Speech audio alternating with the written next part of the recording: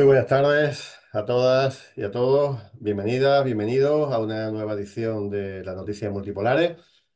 Eh, bueno, aquí realmente el nivel de sucesos o que están aconteciendo en el mundo en estos momentos es tan grande que prácticamente, aunque estemos una hora y media, es imposible resumir lo que ha pasado en toda esta semana. Y máxime cuando, si estáis viendo ahí un poco las claves de la semana, había al menos un par de temas que no coinciden justamente con lo que venimos tratando aquí siempre, con el conflicto de Gaza y sus 7 frentes, porque creo que hoy seríamos un poquito más noticieros y además de lo que está aconteciendo también en lo que yo he llamado el circo americano y con la OTAN tiene mucho que ver con lo que va a suceder también o lo que está sucediendo en Gaza, porque afecta a todos esos conflictos y realmente tenía ganas de tocarlo. Así que, bueno, sin más dilación, vamos a comenzar viendo un poco qué está sucediendo en estos momentos en Estados Unidos. A ver, os acordaréis que, bueno, que Biden está siendo, justamente en este caso, está siendo juzgado por haber robado, entre comillas, una serie de documentos eh, oficiales durante su época de vicepresidente con Obama. Igual que acusaron a Trump de lo mismo.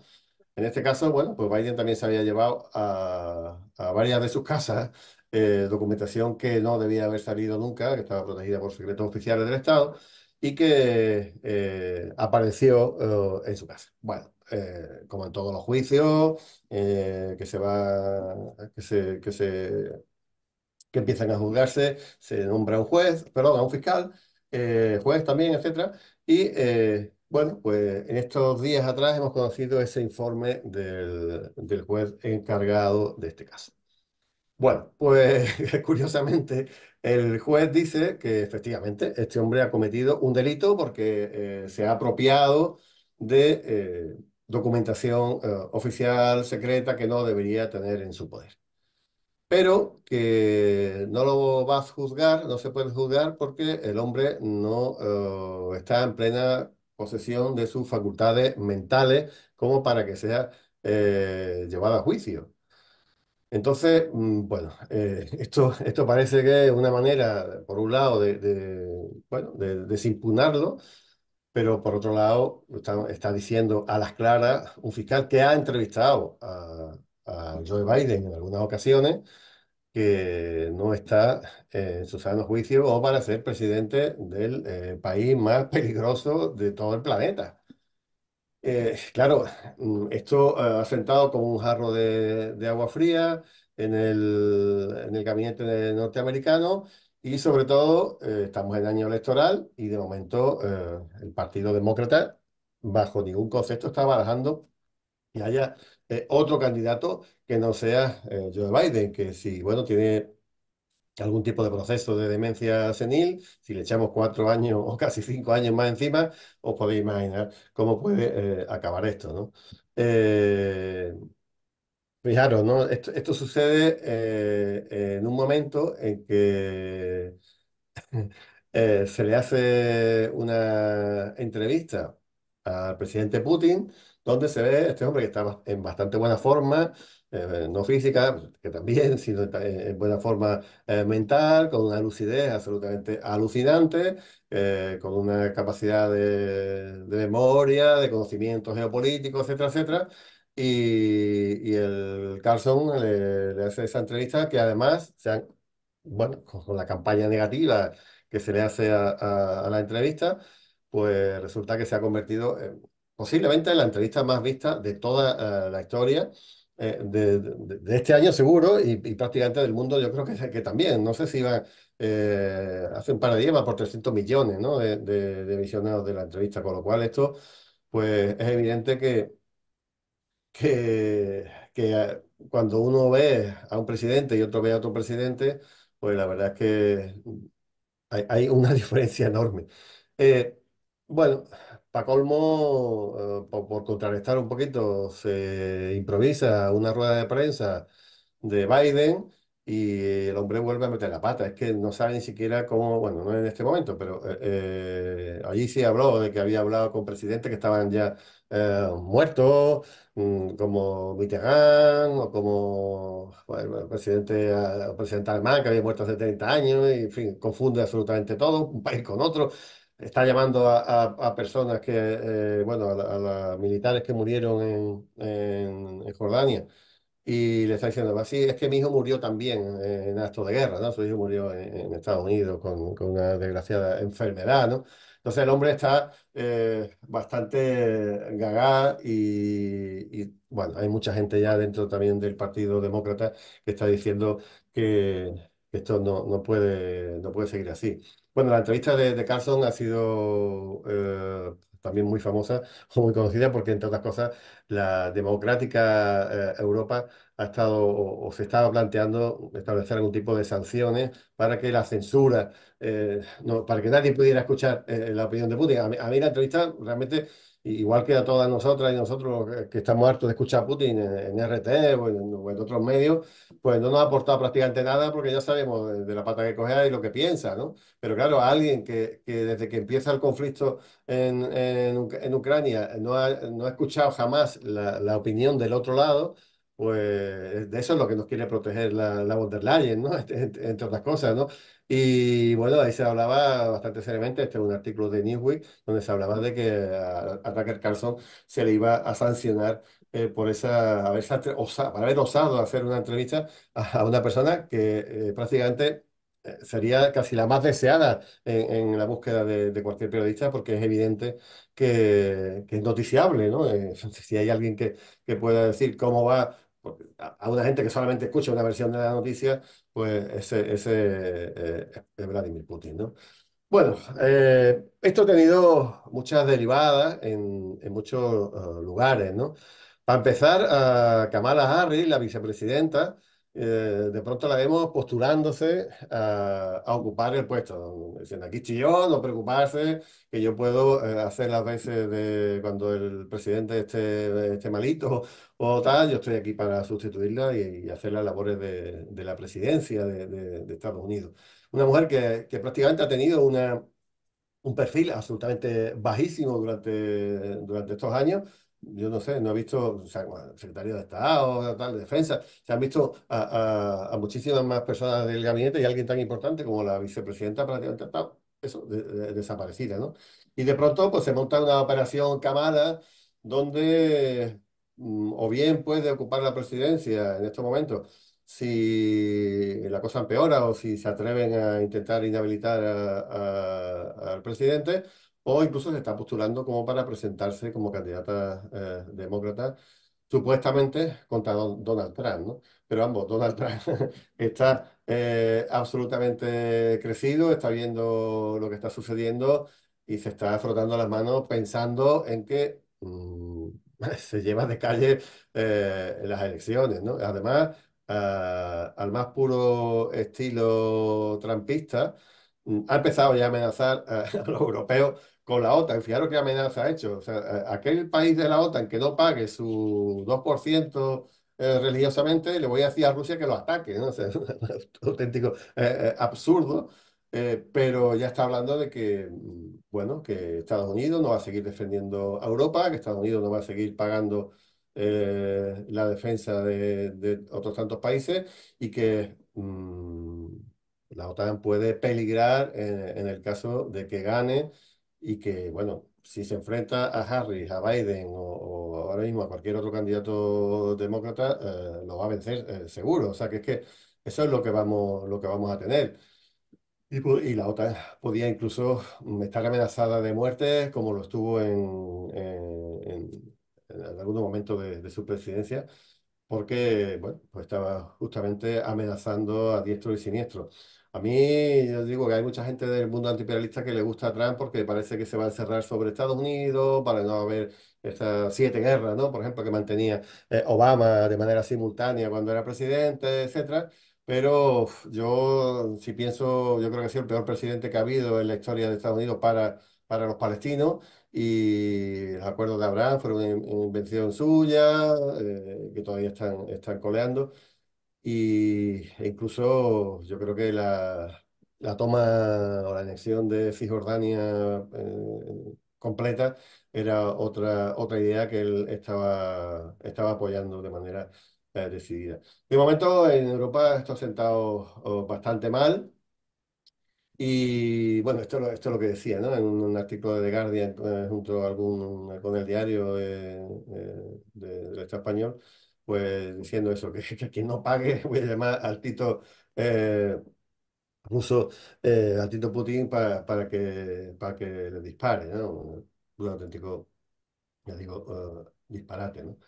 Pero en Europa están reaccionando porque están diciendo que ellos pertenecen a una organización que se supone seria y que desde luego no debe depender de quién está sentado en el despacho Oval de la Casa Blanca para ver por dónde va a ir la otra, que esto tiene que tener una línea común, bueno, un destino compartido, etcétera, etcétera, y que no debe depender de que un bestia, como en este caso Trump, pues pueda llegar al poder y cargarse la institución. Y desde luego están surgiendo muchas voces que están animando a tener por enésima vez, un ejército europeo. Porque la dependencia de Estados Unidos en este momento es tan grande que, que de alguna manera se la quieren sacudir o quieren tener alguna cierta, aunque sea mínima, autonomía estratégica de la que ahora no disponen y que no van a disponer en el futuro. Pero bueno, ahí está Borrell y ahí han saltado algunos líderes. Esto del ejército europeo siempre ha sido algo muy de la órbita francesa. Siempre contestado desde el punto de vista negativo, fundamentalmente por Reino Unido, y cuando formaba parte de la Unión Europea, y por Alemania, que tampoco estaba muy allá, aunque Alemania sí parece que está modulando su propia opinión. Ya nos han contado aquí algunos expertos militares también que a pesar de que la OTAN o los países de la Unión Europea tengan sus propios ejércitos más o menos bien pertrechados, el diseño de esos ejércitos de cada país no permite hacer frente en solitario a amenazas externas, ¿no? Sino que el Estados Unidos ha diseñado esos ejércitos para que cada uno ejerza una función y que todos juntos sirvan para algo, ¿no? Pero por separado, que nadie tenga poder disuasorio ni poder militar efectivo. Así que habría que, bueno, pues imaginaros, ¿no? Si a España se le ha dado pues que tengan unas ciertas divisiones acorazadas potentes, no sé qué, pero no tiene aviación, pues tendría que cambiar la filosofía de todos los ejércitos europeos si se quisiera tener un ejército común que sirviera para algo. Otra cosa es que se puede hablar de alguna fuerza, bueno, una fuerza de intervención rápida, donde sí son fuerzas menores, pequeñas, bien pertrechadas, que pudieran hacer ese papel que más o menos existe, aunque realmente no se ha puesto nunca en funcionamiento. Bueno, pues eso es lo que quería comentar de lo que está sucediendo en ese circo estadounidense. No sabemos cómo va a acabar, no sabemos si alguien va a intentar destituir a Biden simplemente con esos informes que ha hecho la fiscalía o el fiscal concreto. No creo yo que vaya a los tiros por ahí. Otra cosa es que puede influir a nivel de lo que va a suceder en las próximas elecciones, que creo, si no me equivoco, que serían en noviembre. Así que bueno, estaremos pendientes porque de eso percola absolutamente en todos los sentidos de esos frentes de batalla que estamos analizando o que estamos viviendo actualmente. Mira, ¿qué está pasando en estos momentos en Ucrania? ¿O qué no está pasando ahora mismo realmente? Porque está pasando absolutamente de todo. ¿Os acordáis, no? Que hace como un mes y pico hablamos o casi 2 meses, hablamos de que Zelensky se quería acabar con su jefe militar. En este momento ya había puesto la foto, pero con la caja al revés. Aquí se ve la pistola que le regaló Zelensky a Saluzny. Y bueno, pues después de mucho intento y tal, al final se lo ha cargado, ¿no? Bueno, después de que parecía que podía haber incluso hasta un golpe de Estado, en el Twitter que ponen los dos el mismo día, a la misma hora, para anunciar el cese, aparece muy sonriente, casi tanto como en estos momentos, este hombre haciendo el símbolo de la victoria, abrazado a Zelensky, con lo cual parece que habrían llegado a algún tipo de acuerdo. eh, Hablaba de que le habían ofrecido incluso la embajada en Londres, pues, o alguna cosa, eh, o directamente no matarlo o no encarcelarlo. Pero al final parece que todo se está desarrollando por lo menos de cara al exterior, con absoluta cordialidad. Lo que sí sucede es que, bueno, Saluzny tenía o tiene todavía el apoyo de la fuerza, o sea, perdón, del ejército ucraniano, y cosa que no tiene Zelensky. Y además la popularidad de Saluzny era cada vez mayor y, bueno, le podía hacer sombra directamente, incluso en unas elecciones a Zelensky, y por eso básicamente se lo han cargado. Realmente a quien ha puesto, no recuerdo ahora el nombre del nuevo, Sirsky o algo así. eh, Se le conoce como un auténtico carnicero. Parece que Saluzny era alguien que defendía a su a su propia mano de obra, y que ese hombre es directamente un carnicero que va a tirar a- al ejército a picadoras de carne como la que vamos a ver en este momento. Así que cuidado con lo que sucede en este momento, fundamentalmente en Abdiska. Ya lo habéis comentado hace un momento. Voy antes del mapa.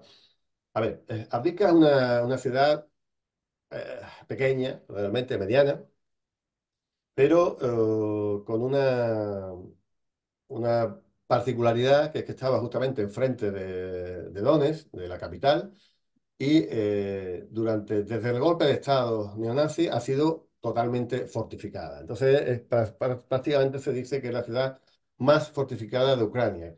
¿Qué significa fortificada? Bueno, pues llena de líneas de trinchera, pero no de líneas de trinchera excavadas con una máquina excavadora en 10 minutos, sino que estaban todas pues eh, con hormigón, con algunas zonas bunkerizadas, con túneles subterráneos para unir una línea de defensa con otra, etcétera, etcétera, etcétera.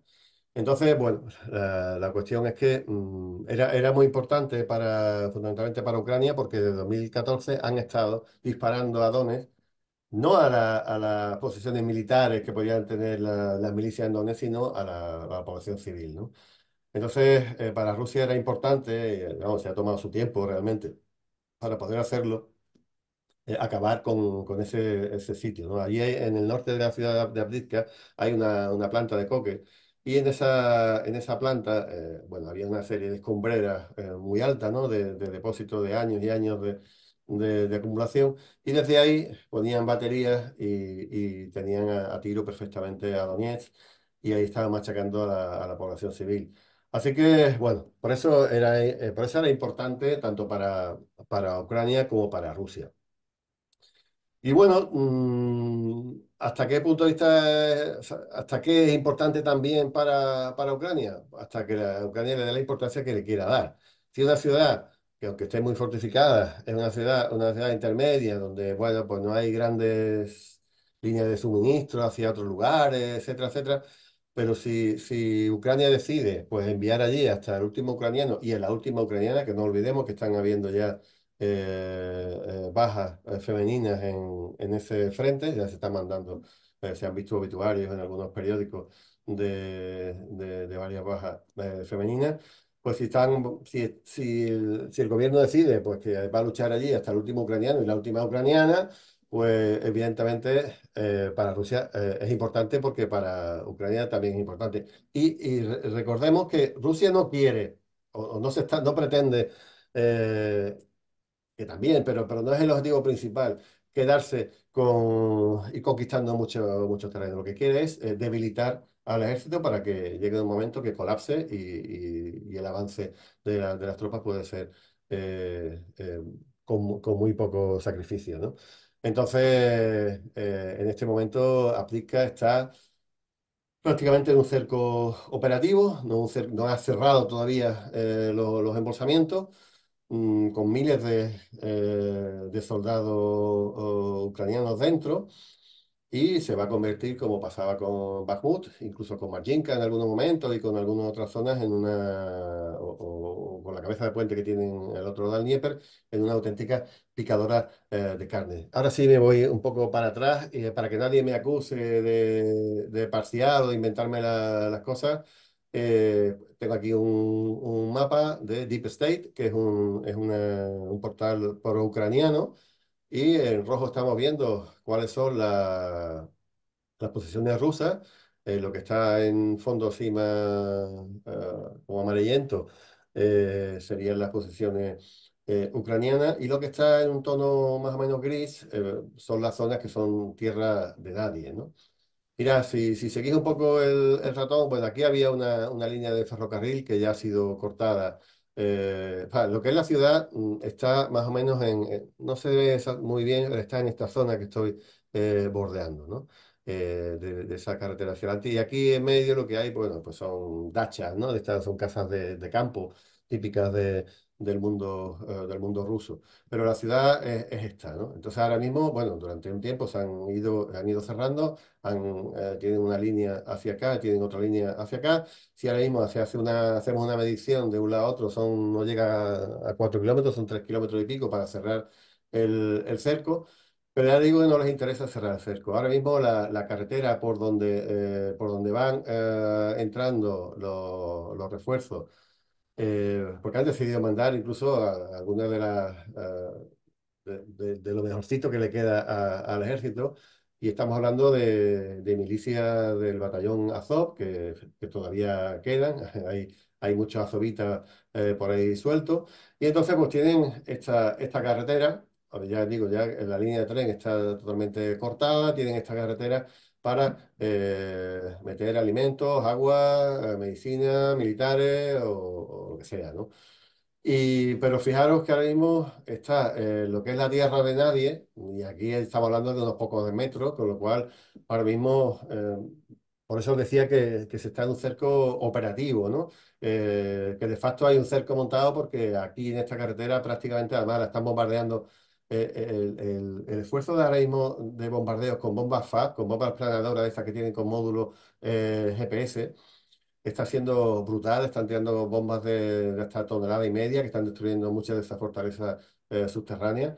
Y bueno, yo no sé si a estas horas se puede decir que la carretera esté directamente cortada, pero si no está cortada no queda nada para cortarse. Aquí vemos que hay otra vía, pero esta vía no está ni siquiera asfaltada, es una vía de tierra. De momento está el suelo, por los vídeos que están llegando, están totalmente helados, llenos de nieve, etcétera. En el momento en que se vaya descongelando, sabéis que el Rasputitsa empieza a mezclarse ese agua con esa tierra negra, arcillosa, muy profunda, que prácticamente no pueden ser zonas de circulación para nada, con lo cual, si aquí ahora mismo hay un embolsamiento se ha hablado, no sé, yo creo que es un poco excesivo, 10.000 personas.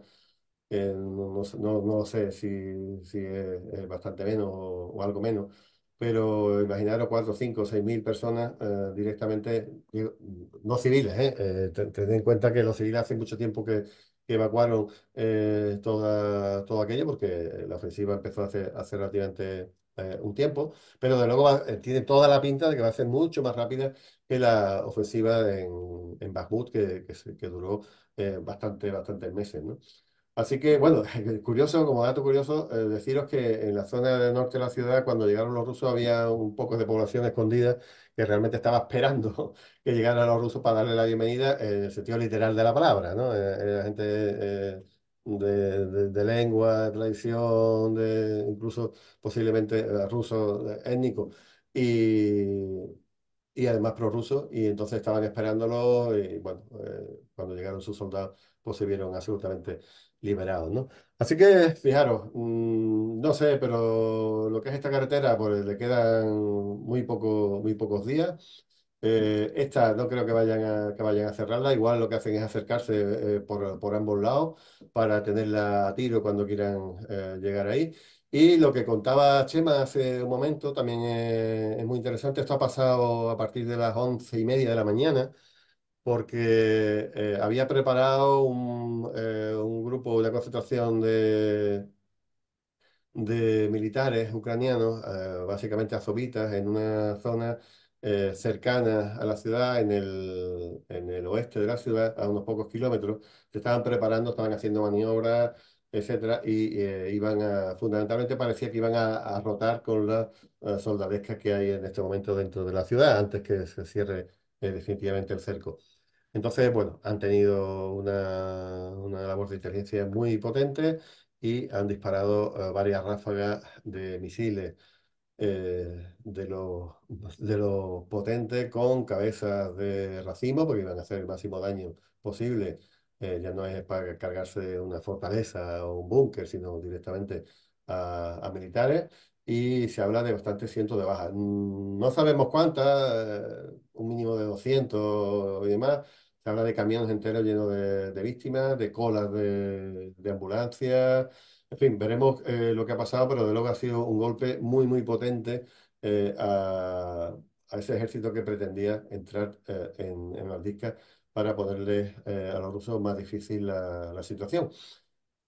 Esto sí se une también con otros ataques que hubo ayer en la retaguardia, que parecía que también eran para meter más tropas en la zona, pues al final parece que es evidente que las discas se van a tener que jugar con las tropas que hay en este momento encima de la mesa y que eso va a ser lo mejor que le puede pasar a Rusia para acabar, para ir cerrando, aunque sea de manera más operativa, ese círculo y que, no sé, ahora mismo es que cualquier persona que esté soldado, que esté atrapado en lo que queda de la ciudad, pues debería estar pensando en salir por pata o en rendirse o en cualquier cosa, ¿no? Desde luego, si no va a morir ahí aplastado por las bombas estas de planeamiento. Las bombas estas son muy curiosas, yo creo que lo he contado en alguna ocasión, pero si no lo vuelvo a repetir porque son bombas de gravedad que sí pueden planear y se pueden llegar a 60-70 kilómetros de distancia de donde han sido lanzadas. Con lo cual, los aviones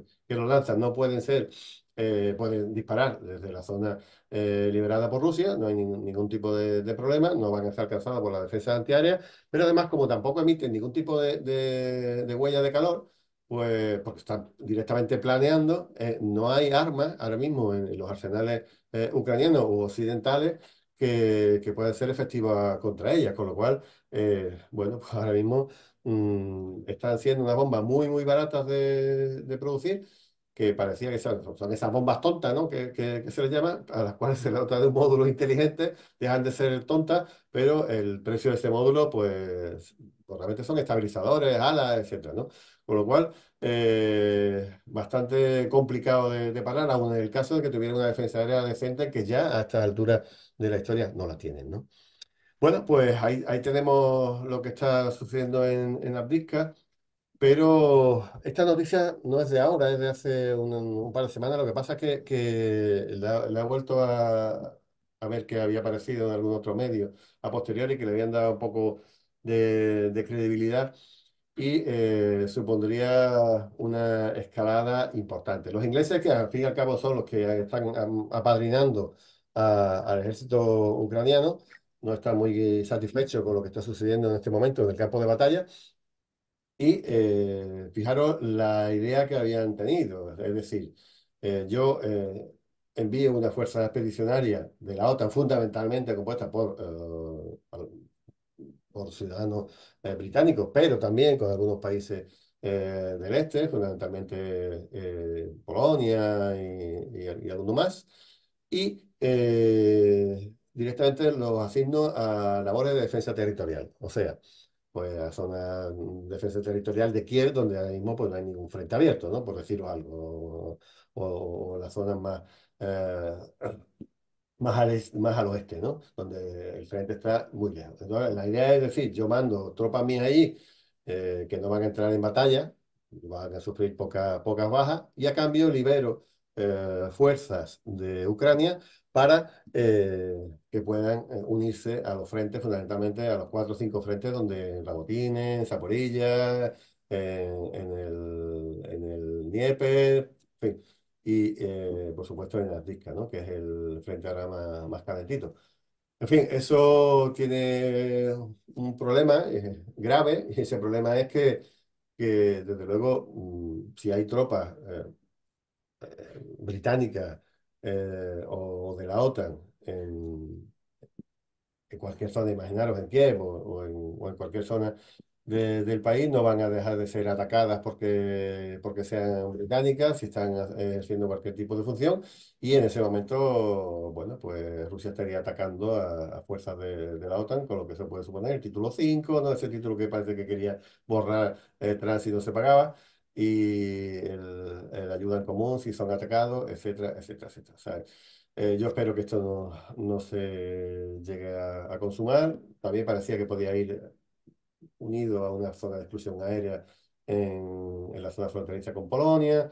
En fin, veríamos un poco, pero de luego, ahora mismo, tal como está la situación, Rusia ha ganado la guerra, es cuestión de tiempo, se puede suponer que aguantarán unos meses, algunos dicen que hasta final de año, pero a partir de ahí el ejército se derrumba completamente y Rusia pues tomaría a placer lo que le interese y que lo que le interesa hasta este momento pues llega hasta Odessa y llega hasta Transnistria. Eso es lo que se habló en un principio. E incluso sí, toda la orilla del Dnieper, ¿no? Que puede ser la orilla este del Dnieper. Veremos un poco cómo sucede. No creo que se atrevan a dar un paso de estas características. Y crónica de muerte anunciada, el dinero europeo ya ha sido aprobado, pero todavía no, evidentemente no ha llegado. Esos 50.000 millones. Se le prometió que iban a llegar, justamente creo que era para este mes, no, para marzo, 1 millón de munición artillera y Europa no tiene capacidad en absoluto para construirla. Creo que se le va a dar la mitad de lo prometido. Eso no tienen más que para un par de meses o 3 meses. No tiene Ucrania para más para el nivel que necesita gastar o el que está gastando Rusia, que normalmente es 6 o 7 a 1 en este momento. Y algo se ha comentado cuando Iñaki estaba hablando con Lisandro, etcétera. Realmente esta guerra pues tiene una connotación industrial muy, muy potente y de luego la industria de armamento europea no está funcionando, la norteamericana tampoco está como debiera, porque necesitan dinero por delante, contratos muy largos y de momento eso no estaba sucediendo y ahora estamos viendo a gente como Olaf Scholz con una palita echando tierra para poner la primera piedra de fábrica de armamento quien lo ha visto y quien lo ve a los socialdemócratas alemanes. Así que, bueno, estas son las pinceladas que quería contaros antes de comenzar, para que el noticiero sea un poco más noticiero multipolar, internacional, pero desde luego tenemos que seguir hablando de Gaza como no puede ser de otra manera.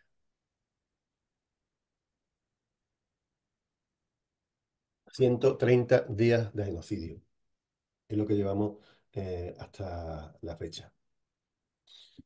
Pero fijaros, para los palestinos, evidentemente, esto debe ser un auténtico infierno. Y bueno, Iñaki le pedí hace unos momentos a Lisandro, le preguntaba qué había que hacer para que los palestinos sientan el calor de que los pueblos están con ellos, ¿no?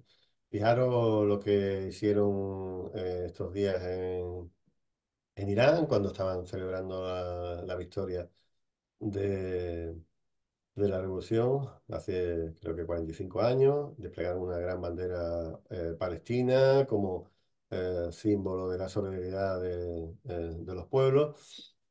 Pero es que no cesan las manifestaciones que se están celebrando en todo el mundo de manera permanente. Fijaros, no sé, yo ahora mismo no sé exactamente a cuántas manifestaciones he ido o he participado en la organización o lo que sea, ¿no? Pero la gente, los pueblos siguen sin descanso participando en una tras otra manifestación en favor de Palestina. Esta concretamente está en el pueblo de Rabat, en Marruecos. Ha sido bastante multitudinaria. No he podido presentar las imágenes de arriba, pues eran imágenes fijas, pero os digo que era bastante multitudinaria. Las de Yemen son la caña, estamos hablando de cientos de miles, millones de personas, y las hay de manera también permanente, porque ellos, bueno, ellos han decidido tomar parte en el conflicto de manera muy directa. Y aquí lo que se estaba pidiendo es el fin de la normalización de Marruecos con Israel, realmente. Esa es ese es el leitmotiv de esta marcha. Y bueno, decir que está en contra de lo que está haciendo su rey contra el pueblo palestino, porque al fin y al cabo está ayudando a cambio también de masacrar a otro pueblo como el pueblo saharaui, ¿no? Evidentemente.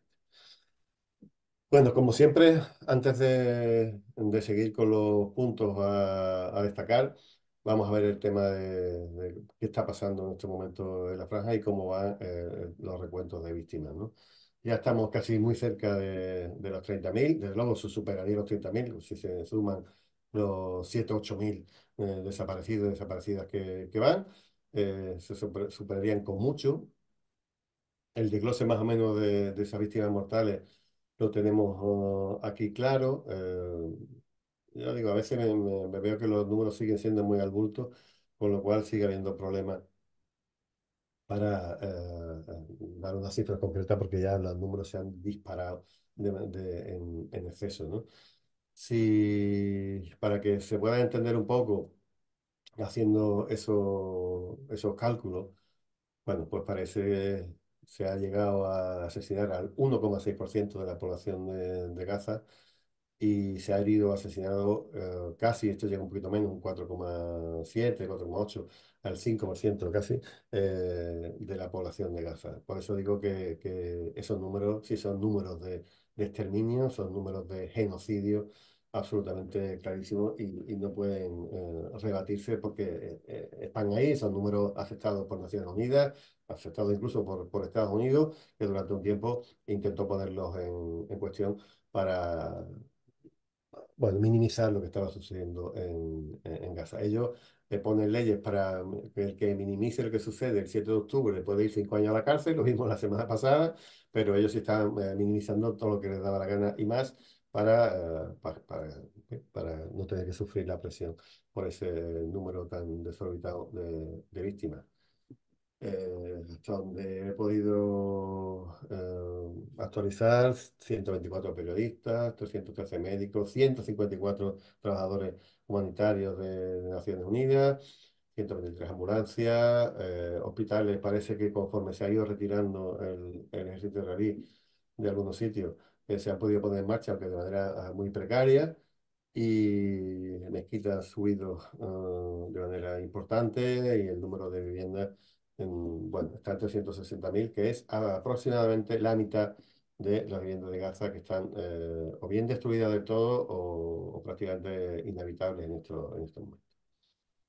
Bueno, fijaros, la campaña que os presenté, de la ONG que os presenté, libanesa, de refugiados palestinos, eh, que trabajan por bueno, se llama la campaña global por el derecho al retorno, me han mandado una serie de imágenes que luego han unido en un pequeño vídeo para que veáis cómo está Gaza en estos momentos. La verdad es que yo no he estado en Gaza, he estado justamente en los territorios ocupados palestinos desde Líbano, en el norte, pero parecía un lugar absolutamente, bueno, con los problemas que conocemos, ¿no? Una zona cercada, una zona sitiada, etcétera, etcétera. Pero fijaros, no sé, en los edificios eh, absolutamente modernos, con ese look árabe precioso que tenían y cómo están en estos momentos, ¿no?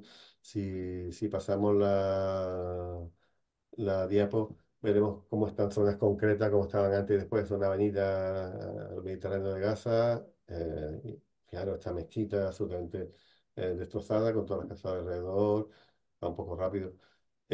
Fijaros en lo que se está convirtiendo Gaza de lo que era a lo que es en estos momentos. Esos son crímenes contra la humanidad. Y de hecho, la propia Naciones Unidas ha dicho, perdón, Naciones Unidas lo ha comentado bueno, algún portavoz del, del secretario general diciendo que esta destrucción de casas eh, o sea, son crímenes directamente contra la humanidad. Yo he estado buscando la Cuarta Convención de Ginebra y los artículos que hablan de la obligatoriedad del ocupante de mantener ciertos, o sea, sus edificios en pie, eso, de dar de comer a los ocupados, de mantener los hospitales, la sanidad, el agua, etcétera, y la lista de crímenes de guerra que está cometiendo Israel en este momento es absolutamente imposible de barajar porque prácticamente lo incumplen absolutamente todo. A ver si la semana que viene me da tiempo y saco esos artículos para que lo veáis y pongo en el PDF donde están los enlaces por si queréis echarle un vistazo. Mirad estas imágenes de Gaza. He decidido esta semana volver a poner vídeos porque, bueno, si lo quieren reventar, que lo reviente y lo vemos en los canales rusos.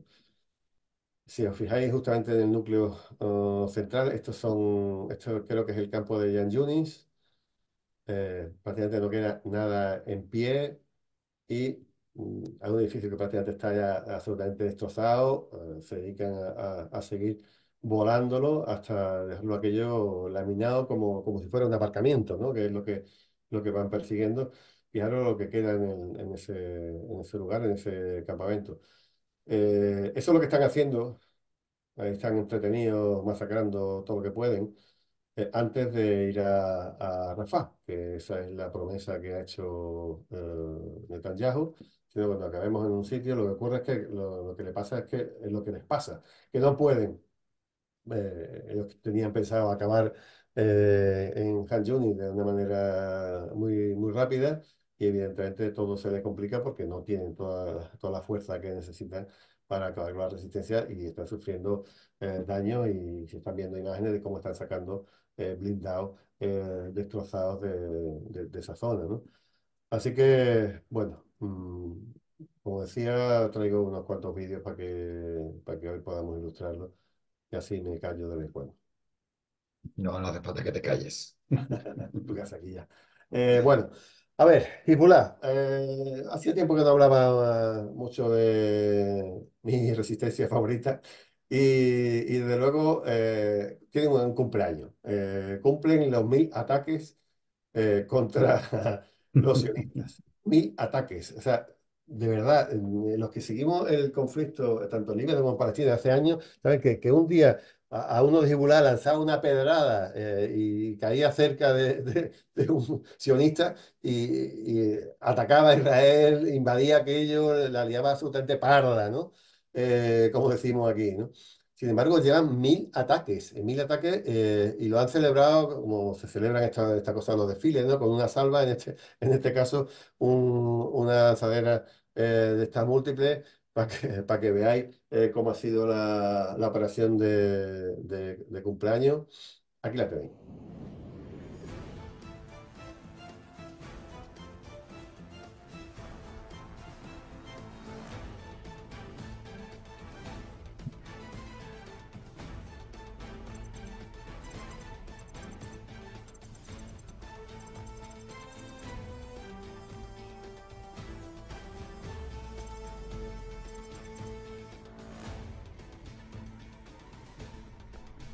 Y allá que van. Fijaros un lanzador múltiple, un carturito para un misil, un Grad, un Katyusha. Bismillah.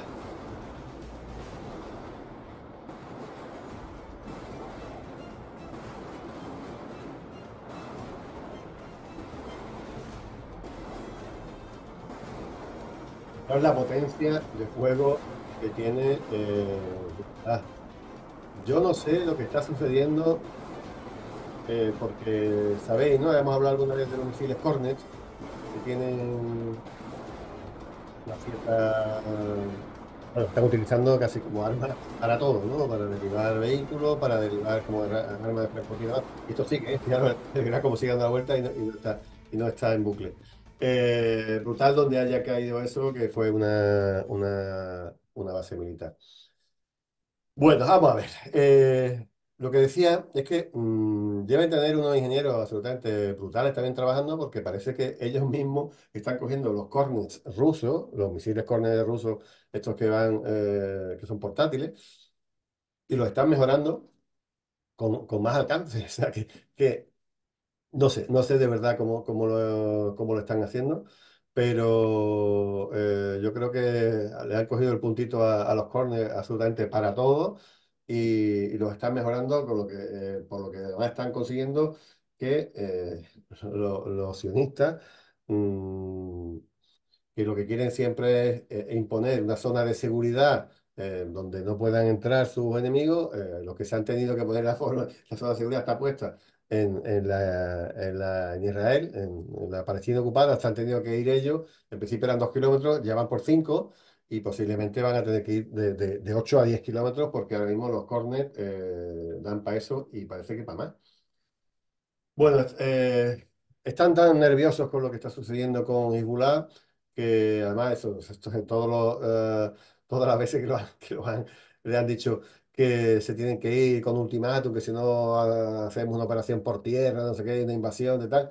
Todas las veces ellos no han hecho un caso, ni puto caso, y bueno, pues siguen a la suya. Entonces, bueno, pues está Estados Unidos intentando que no escale y llegando a algún tipo de acuerdo. No solamente de Estados Unidos está hablando, bueno, que lo esté liderando el acuerdo de Estados Unidos, como suele pasar en otra, pues está con una serie de garantes que serían Francia, Gran Bretaña, Alemania e Italia, que están participando en esa negociación de alguna manera. Curiosamente no está el Estado español, y lo digo curiosamente no por nada, ¿no? Porque me haya tocado nacer aquí o lo que sea, sino simplemente porque es que en las fuerzas de Naciones Unidas de interposición que hay en el sur del Líbano, en las fuerzas que hay de la FINUR, son fuerzas puestas por el ejército del Estado español. Hay un montón de carros blindados, de zonas de puestos elevados de observación, esos coches, esos camiones blancos que se ven por ahí. Y desde que a veces incluso el estacionista los ha atacado, tampoco ha pasado nada, ¿no? Ha sido un error, lo siento, y ahí se ha quedado. Pero sin embargo no está para nada en esta cocina, ¿no? Al menos. Bueno, pues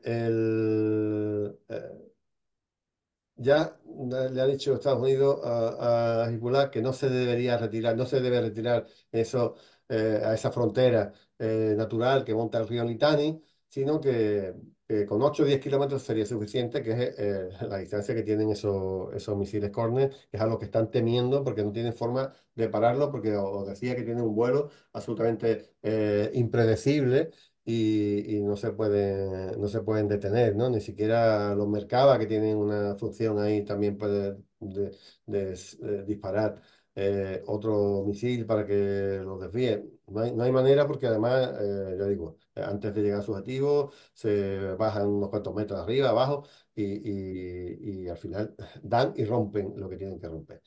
Bueno, al final lo que harían sería que 10, 12 mil militares del Líbano, del ejército oficial, no del ejército de Hezbollah, los reemplazarían en la zona de la frontera. Y a cambio, pues Israel retiraría una buena parte de las tropas de reserva que tienen allí. Sabéis que Israel tiene un gran ejército de reserva porque prácticamente había movilizado a cientos de miles de sionistas, pero luego tiene una tropa, vamos a llamarle, regular. Entonces, la regular la mantendrían donde están, pero las tropas de reserva sí se irían. Y a cambio, pues al Líbano, como sabéis que, bueno, desde la destrucción del puerto y desde esas leyes norteamericanas que buscaban machacar a Siria, que impactaron de una manera decidida ahí la César, ¿no? Impactó tanto en Líbano, pues la cosa era que iban a darle dinero a Líbano, que al final lo pagaría, imagino, en algunos países del Golfo o algo, ellos no suelen hacer esto, pero parece que se le ha olvidado dos cosas. En algunas conversaciones anteriores, hombre, no sé si lo que se conoce públicamente, que es esto, pues hay más, ¿no? Que no se conoce, pero ya se había hablado de la retirada de la fuerza de Israel de los altos del Golán sirio, perdón, libaneses ocupados, de la granja de la Sheba. Y eso no ha aparecido en estos últimos documentos que hemos estado viendo. Y desde luego, yo no sé a qué juega Estados Unidos. Aquí pasa igual que con los hutíes. Hezbollah no ha empezado a disparar esas 1000 veces contra el Estado sionista porque sí, sino simplemente en solidaridad con el pueblo hermano palestino. Entonces, hasta que no se llegue a un acuerdo en Gaza, pues no se llegará a un acuerdo en la frontera libanesa. Entonces, bueno, vamos a dejarlo ahí, que ellos elucubren. Israel así está un poquito ocupado, pensando y bajando un poco el nivel de esa agresión y veremos cómo va acabando. A mí me gustaría que viésemos otro vídeo de, muy interesante de cómo funciona Hezbollah a nivel eh, eh, a nivel de comunicación, por así decirlo, ¿no? Ellos hablan de cómo tan importante es casi cómo hacer el acto de la resistencia a sí mismo como tenerlo filmado. Fijaros cómo lo están haciendo en este video.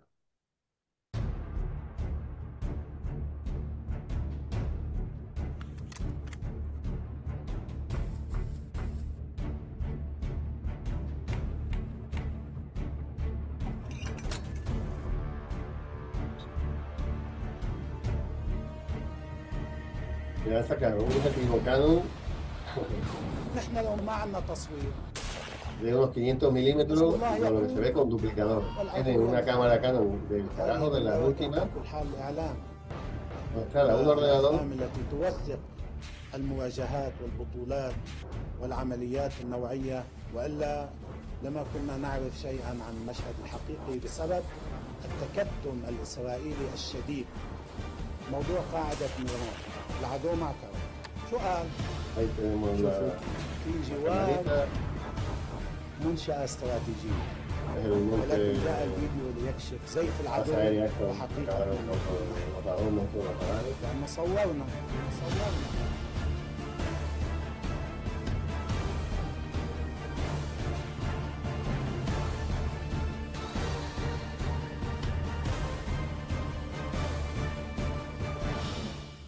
Yo en mi rato libre suelo ser, entre otras cosas, fotógrafo, fotero, al menos. Y el equipo que han presentado es de ultimísima generación.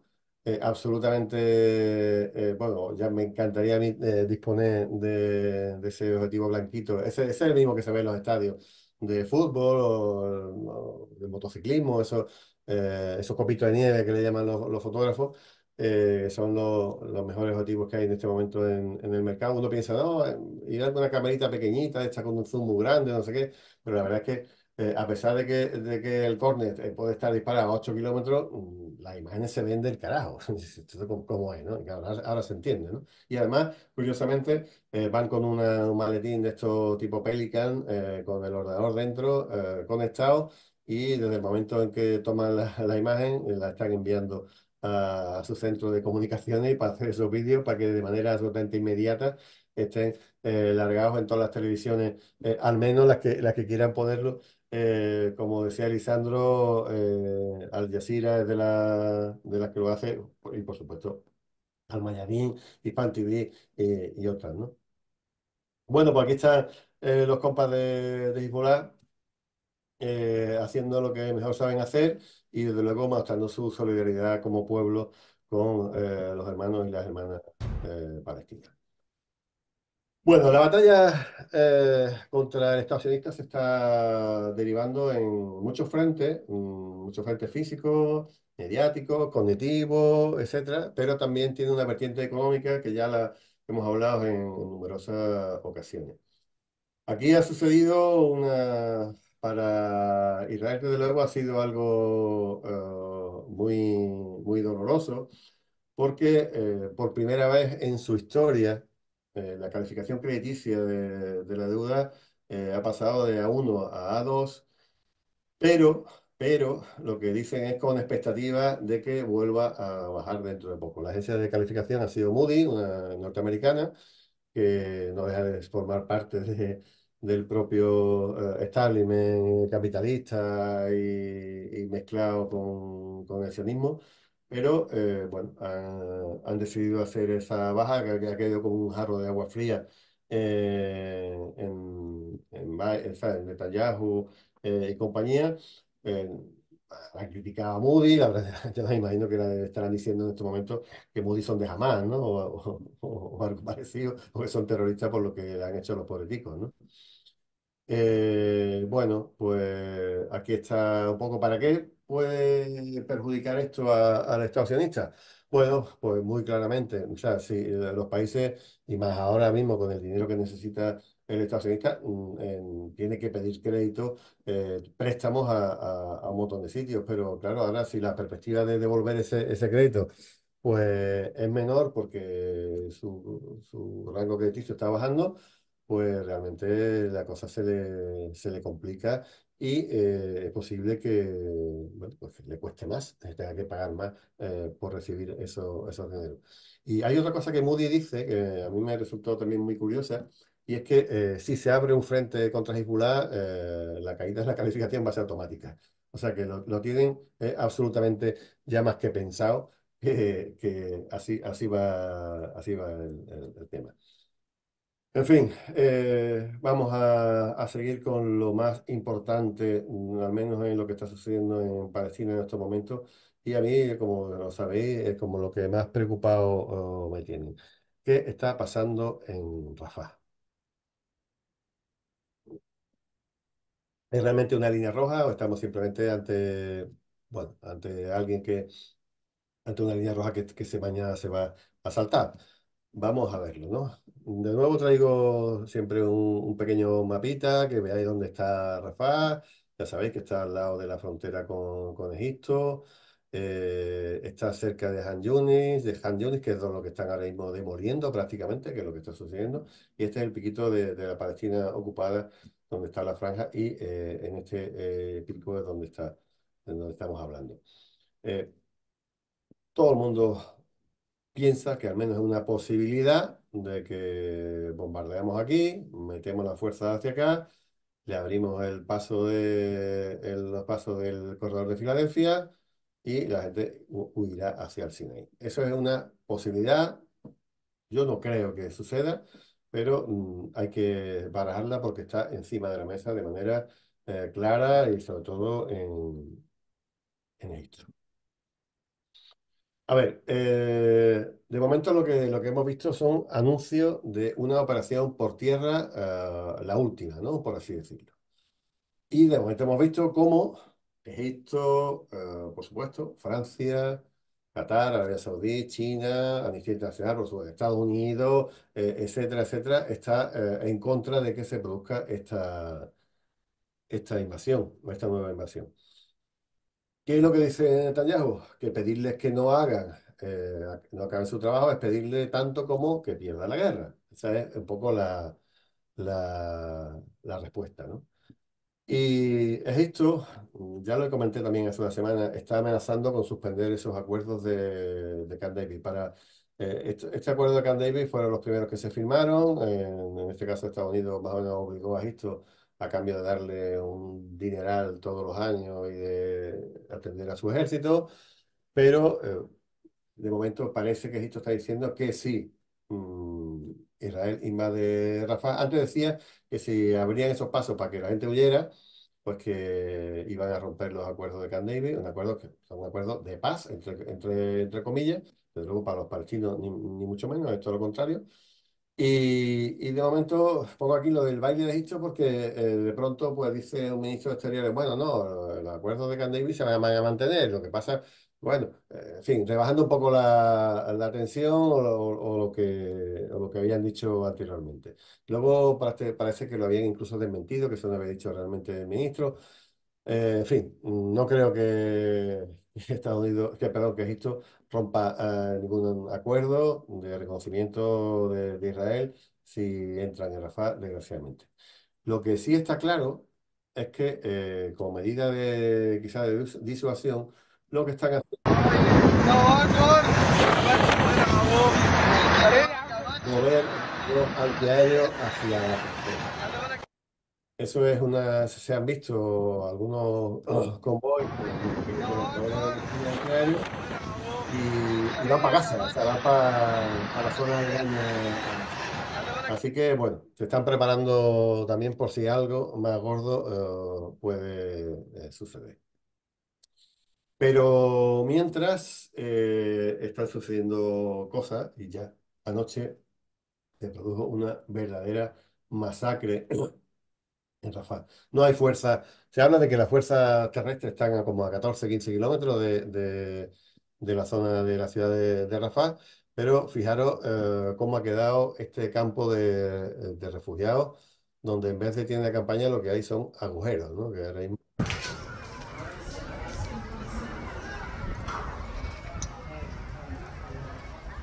ha tenido que ser realmente brutal. Decenas de niños y niñas muertas, fundamentalmente les pilló de noche. A mí me han mandado un vídeo hoy que la verdad es que no he querido ni mirar bien de una niña que había salido, había explotado la bomba, había salido volando y se había quedado colgada en una Lo he visto. valla, tú lo has visto, ¿verdad? Y parece que el brazo de la madre estaba también allí colgado. Sí, Una cosa sí. absolutamente dantesca, ¿no? Del infierno de estos cabrones que están provocando, ¿no? No parece que tengan un plan realmente coherente. Es una huida hacia adelante, lo que yo veo, ¿eh? No veo Sí, una lógica están improvisando mucho, Exacto, exacto. viendo un poco cuáles son las reacciones de los países, viendo el propio equilibrio de fuerzas que tienen en el gabinete.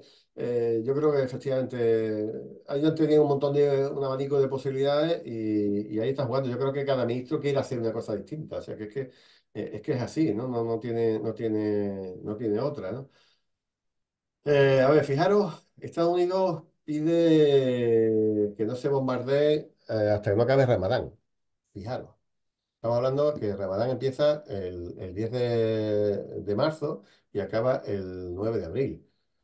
Eh, Esto, mientras que pasa, van a seguir bombardeando, es fuerte. Pero lo que ocurre es que Ramadán, que es el mes sagrado para los musulmanes, pues puede, no sé, una oración del viernes en Ramadán, antes de la ruptura del ayuno, con los ánimos calentitos y con algunos imanes dando caña como debieran darla, por lo que está sucediendo, aquí el personal se calienta de una manera increíble y desde luego los sentimientos de apoyo a y solidaridad contra este pueblo palestino masacrado que además es una obligación en el Islam de ayudarles, como si están cumpliendo libaneses y como están cumpliendo los hutíes, pues podrían desembocar en una escalada importante. Entonces Estados Unidos, que está haciendo de apagafuegos todo este tiempo, bueno, por lo menos con una cara, ¿no?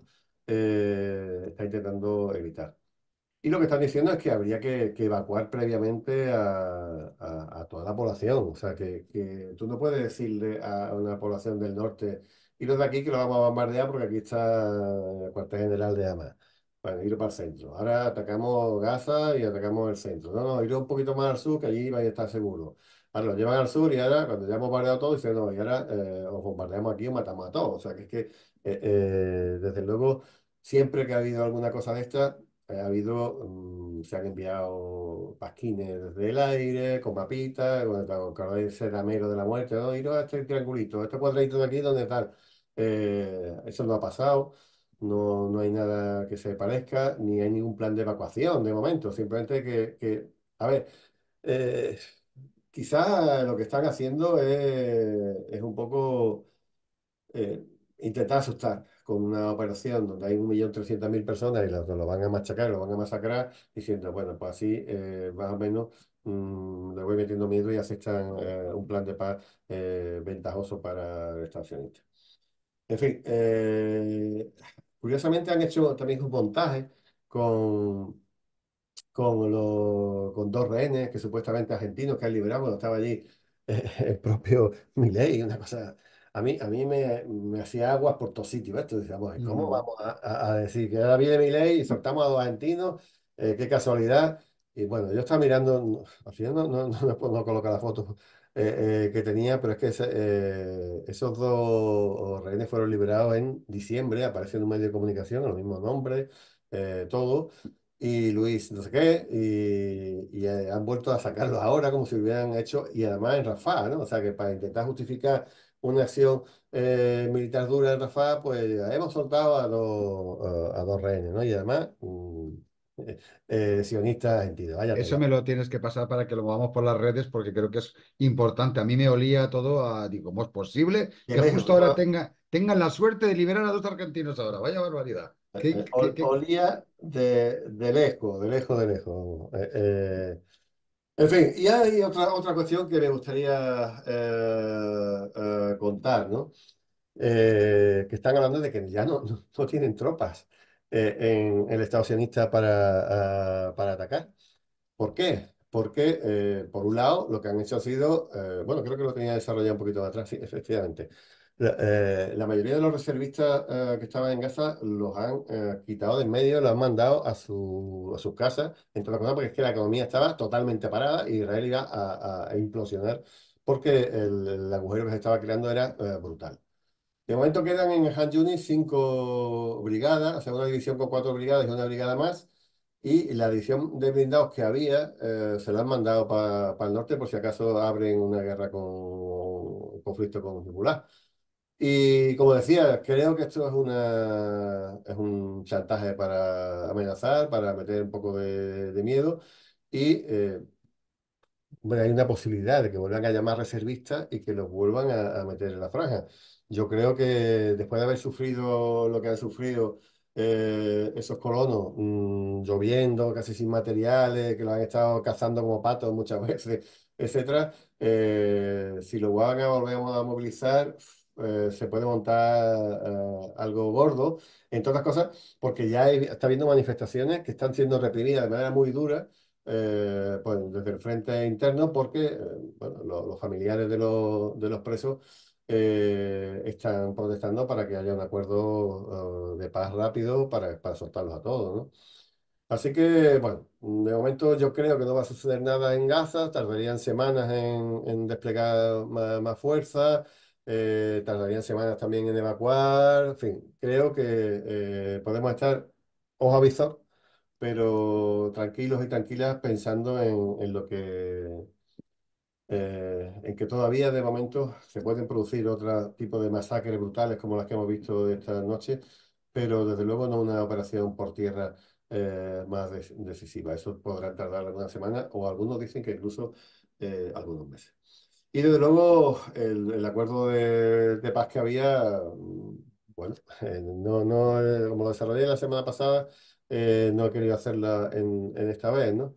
Pero el acuerdo de intercambio de prisioneros de momento Israel ha dicho que no, o sea, que supuestamente, o sea, ha sido además quien ha dicho, o la resistencia ha dicho, venga, empezamos con estas bases a negociar, pero claro, le ha tirado la pelota al tejado de Israel y Israel se ha visto cogido diciendo, pues a pesar de que había en Francia, había aceptado unas bases, etcétera, etcétera, negociadoras, se ha echado hacia atrás, con lo cual el daño diplomático que está haciéndose al gobierno sionista es bastante potente.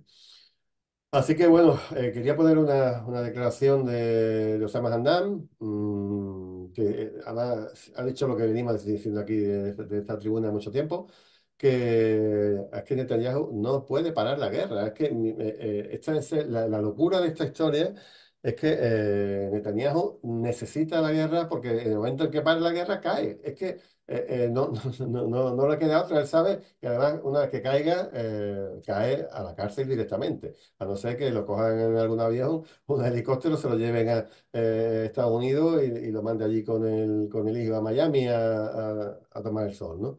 Pero esa es la historia, que está, cualquier acuerdo de paz lo está reventando porque él no quiere llegar a una paz, no porque la victoria final, que sabe que eso no va a suceder, que no la van a tener, pero sí porque él vive de la guerra y su futuro está ligado al de la guerra de manera absoluta. Y Israel no está ligado su futuro a la guerra igualmente, da igual si es Netanyahu o Bueno, no. Israel nació con guerra y es guerra. No, no, ojalá, ojalá si se fuera Netanyahu no habría guerra. No, no, esto es, o sea, el Estado de Israel es un Estado un Estado colonial que se ha sentado sobre un territorio que no le pertenece por la fuerza de las armas y para que siga existiendo va a necesitar la fuerza de las armas siempre. O sea, eso es indudable. Por eso digo que esto es un Estado fallido y lo va a hacer para siempre. Este Estado no tiene ningún sentido que sea. Lo que ocurre es que ahora mismo pues se puede llegar a un acuerdo de liberación y de retirada del ejército, del ejército invasor de la Franja de Gaza y llegar al statu quo anterior, más o menos modificado, durante otros poquitos de años, hasta que esto reviente. Pero vamos, el fin, este es es el fin del Estado de Israel, porque nadie en su sano juicio sabe, todo el mundo sabe que Israel está en guerra desde el 48 e incluso desde antes. Y que para mantenerse, o sea, si yo quiero mantener lo robado a una gente, sabe que que la gente va, o sea, los que han sido robados, las víctimas van a querer recuperar lo que le han quitado. Y entonces no tiene más remedio que usar la guerra para mantener ese statu quo que han conseguido con la guerra. O sea, Israel no tiene sentido como un Estado y desde luego es creo que decía el presidente coreano, que era como un hongo infeccioso que había plantado allí Estados Unidos y Europa, y si no un hongo infeccioso, un virus o una bacteria, y lo único, el fin que tiene que ser aplastado, es que no queda otra. Israel tiene que desaparecer, así lo hemos defendido. Sabéis que la semana pasada, el jueves, hice un alegato que ayer justamente publicó Al Mayarín de que Israel debe desaparecer, no queda otra. Lo único que podemos estar hablando es un acuerdo de paz momentáneo que puede durar de ese momento, no sabemos si semanas, días, meses o unos pocos años, pero el fin de Israel es que se vaya la gente a sus tierras, porque de luego no están en el sitio que le corresponde. Y ya he dicho, y lo he comentado y he enseñado Jerusalén Post y demás, el ADN está demostrando, primero, que el gen Cohen no existe, eso es una chaladura desde el punto de vista científico, pero por otro lado está demostrando que la inmensa mayoría de la gente que habita en Israel no tiene ningún tipo de lazo con Tierra Santa y son europeos, son sudamericanos, son rusos, son de donde sea, pero desde luego no tienen nada que ver con Tierra Santa ni hacen nada ahí. O sea, como contaba Alessandro, de esa persona que estaba siendo interpelada por un palestino de 20 años diciendo, no, no, es que tú eres alemán, tú has nacido en Alemania, tú no, ¿qué tienes que hacer aquí? Así que como, bueno, no, esto sí, la última cosita, esto me ha hecho muchas gracias. Seguimos con los teatros. Parece que dice en fuentes bien informadas que el presidente Sleepy Biden ha llamado gilipollas en al menos tres ocasiones a Netanyahu. Porque él no es que quiera defender a los palestinos ni nada, él lo que quiere es ganar las elecciones, ¿no? Y sabe que puede perder las elecciones por culpa de lo que suceda en Israel. Y entonces, bueno, pueden pasar dos cosas: que ellos estén jugando a un teatro, que es lo que he puesto de ahí, que es lo que yo creo, que están jugando a un teatrillo. Y yo me hago que me separe un poquito de ti para que la población mundial, la opinión pública mía, no me atribuya que estoy aquí, ¿no? Y de pronto ellos pues tendrán sus acuerdos, porque en el caso de que quisiera pararlos, con no enviarles armas, no enviarles dinero, ni munición y tal, la guerra, el genocidio se acabaría en cuestión de semanas. Pero bueno, dicen algunos medios, que creo que fue la NBC, que las últimas conversaciones habían sido súper duras y que de nuevo lo había llamado, él le había ofrecido a un tipo de plan de paz y que Netanyahu ofrecía a cambio el infierno. y entonces pues lo ha llamado gilipollas, asshole, en varias, en varias ocasiones. Creo que algunos hablan de 3 y otros de 5 veces. En fin, eso, el que quiera que se lo crea y el que no, pues tiene todo su derecho a dudarlo. Así Coincido, que coincido contigo, esto huele. hasta la victoria siempre y espero que os haya gustado, haya servido para algo, que de eso se trata y aquí estaremos la semana que viene.